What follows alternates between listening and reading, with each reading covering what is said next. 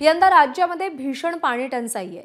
राज्याला पाणी पुरवठा करणाऱ्या मोठ्या प्रकल्पातला पाणी साठा झपाट्याने खालावतोय। आज मितीला या मोठ्या प्रकल्पांमध्ये केवळ 19.98% पाणी साठा शिल्लक आहे। मागच्या वर्षी याच दिवशी हा पाणी साठा 29.7% होता। लघु प्रकल्पात 26.11% पाणी साठा शिल्लक असून गेल्या वर्षी हा पाणी साठा तब्बल 33.55% इतका होता। छत्रपती संभाजीनगर आणि नाशिक विभागात पाण्याची मोठ्या प्रमाणावर कमतरता आहे। ज्या गावांमध्ये पाणी पुरवठा केला जातोय तो केवळ पिण्यासाठी आहे, त्यामुळे जनावरांचेही मोठे हाल होत आहेत।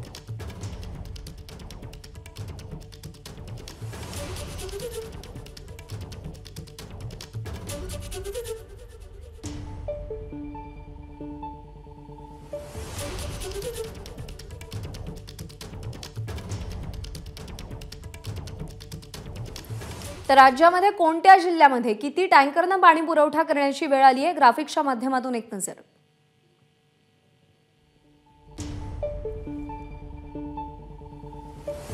राज्यातल्या मोठ्या जिल्ह्यांमध्ये टँकरने पाणी पुरवठा करावा लागतोय। छत्रपती संभाजीनगरमध्ये 708 टँकर्स, जालन्यामध्ये 519,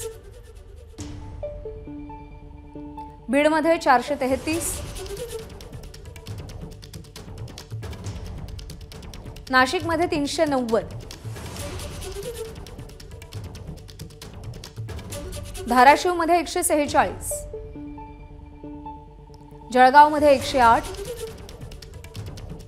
नगरमध्ये 339,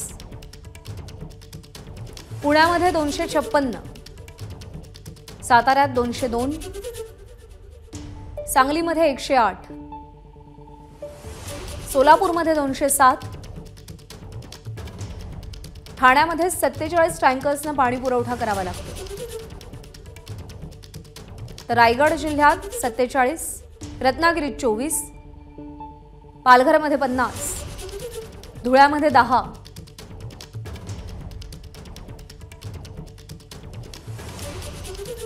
आणि यानंतरची बातमी मनमाडमधून आहे। मनमाडमध्ये नागरिकांना तीव्र पाणी टंचाईचा सामना करावा लागतोय। वागदर्डी धरणामध्ये केवळ 20 ते 22 दिवस पुरेल एवढाच पाणीसाठा शिल्लक आहे। आता पालखेड डाव्या कालव्याच्या आवर्तनावरच मनमाडकरांच्या पाण्याची भिस्त अवलंबून आहे।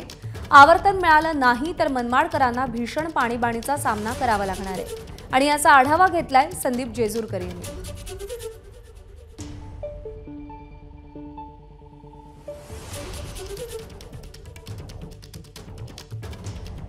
सोबत या मनमाड शहराचे पाणी पुरवठा विभागाचे अधिकारी आहेत, आपण त्यांच्याकडनं काही जाणून घेणार आहोत। दादा, काय सांगाल, काय परिस्थिती आहे मनमाड शहराच्या पाणी पुरवठ्याची? सध्यामध्ये आपल्याकडे 15 ते 20 दिवस एवढं पाणी शिल्लक। आता सध्यामध्ये आपण रोटेशनच्या याच्यावरच अवलंबून आहे, त्यामुळं म्हणजे पुढं कधी रोटेशन नाहीच भेटलं तर आपल्याला खूपच म्हणजे पाण्याचं दुष्काळ, धरण आपलं पूर्णच कोरडं होऊन जाईल। एकंदरीतच किती दिवस पाणी पुरवठा पुरू शकतो आणि पाणी टंचाई आपलं 15 ते 20 दिवस सध्या।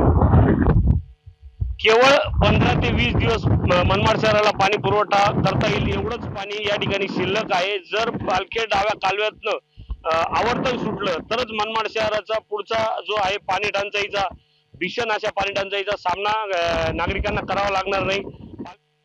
आणि यानंतरची बातमी नाशिकमधून आहे। नाशिकच्या येवला तालुक्यातील पूर्व भागामध्ये भीषण पाणी टंचाई जाणवतीये। नदी, नाले, बंधारे, धरण हे सगळे कोरडे ठाक पडल्यानं विहिरींनी तळ गाठलाय।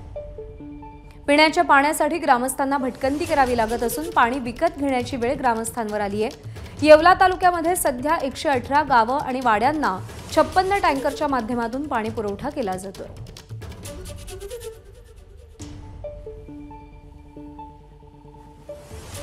2-3 वर्षापासून आम्ही डायरेक्ट असं आहे का आम्हाला कुठलंच काही नाही, गाव सोडून जाण्याची परिस्थिती तयार झाली आणि पाणी आम्हाला टँकरद्वारे भेटतं फक्त माणसाला प्यायला, पण जनावरांची परिस्थिती अशी का त्यांना पाणी सुद्धा भेटू शकत नाही। इथून मागं तरी कसं खेड्या मळ्यामध्ये मळ्यास्थान भागायची, पण यावर्षी आज झालं का गावालाही पाणी पुरत नाही आणि मळ्यालाही पुरत नाही। टँकर चालू आहे पण जमतेम पिण्याचा पाण्याचा पण सुटतो, पण यावर्षी काय झालं, जनावर प्लस गाव प्लस मळा दोन-तीन गोष्टी करत असल्यामुळे ते पाणी पुरत नाही। नाही, येरी बारवी जवळ कुठं जातील पाणी प्यायला। पाणीच नाही. हापशाची काय परिस्थिती? हापशाला 2 तास बसावं लागत इकडं.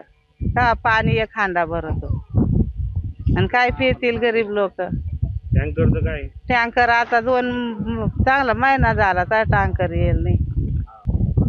आणि काय पितील मग गरीब लोक, लहान लहान लेकरं, त्याला आंघोळीला पाणी नाही का, माणसाला पाणी भेटाना. शासनाकडे मागणी आहे, जे टँकर चालू आहे, आणखी एका टँकर वाढला तर अतिउत्तम. आणि दुसरी गोष्ट त्याचबरोबर जो आमचा कायमचा आता हे झाला आता 1 महिन्यापुरतं, पण आमचा कायमचा प्रश्न आहे, आमचा एक धरण शेजारी देवनाच्या म्हणून, तो लवकरात लवकर शासनाने मार्गी लावा. तसेच आमचे मंत्री छगन भुजबळ साहेब यांनी त्याच्यावर लक्ष घालून तो प्रकल्प लवकरात लवकर पूर्ण करून, नुसती खरोंडीचीच नाही तर आमच्या परिसरातील खरोंडी असेल, देवदेरी असेल, राडी असेल, कोळम असेल, भाराम असेल, या 4-5 गावाची, ममदापूर असेल, सगळ्याची जाण भागेल अशी शासनाला आमची विनंती आहे. एबीपी माझा, उघडा डोळे बघा नीट.